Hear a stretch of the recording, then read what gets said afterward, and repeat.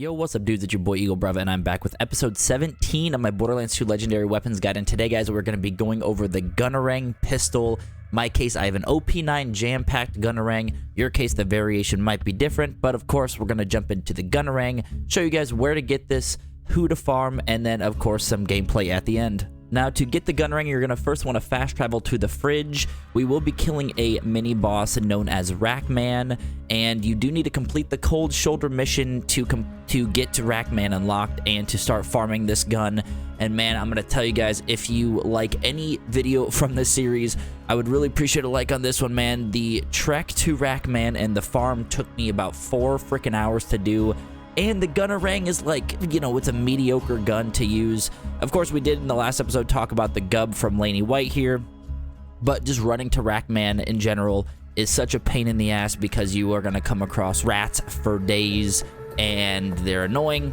We even got a 94 sham, and I think we get dropped on the way there. So just follow me, follow this path here, and we'll take you over to Rackman and show you where he is located again. I typically don't recommend farming for this if you are wanting a gun that can do a lot of damage. The Gunerang, it's good to have in the collection, but when it comes to just like gameplay, and it's not the best pistol in my opinion. But you do get it in any element, so that's kind of neat. If you guys really do like this gun, because hell, there are guns that I don't like that some people love. Some people find builds that work very good with it.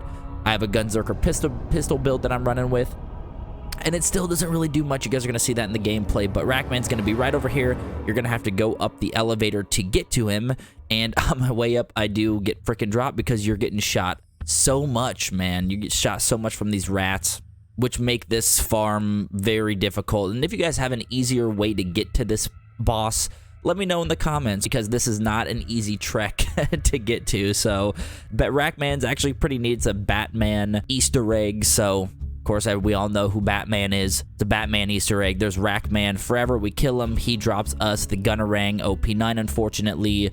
So there it is. There's the drop. Let's jump into some gameplay. Before we jump into the gameplay and the wiki, I do want to just show you guys how this gun works. You'll probably notice this in the gameplay when I show you here, but it is like a boomerang. You know, like the toy, you throw the boomerang, and then it swings back, comes right back at you. This is exactly what the Gunerang does. So just a heads up, when you are using this gun, this thing could drop you if you get hit with it when it's coming back. So I think this actually happens to me here in a second. The gun just spins back, smokes me, and then I get dropped. So just keep your eye open for that. And since this is OP level 9, we do have the gameplay in OP9. I feel like if we went into OP10, we would have just absolutely got obliterated.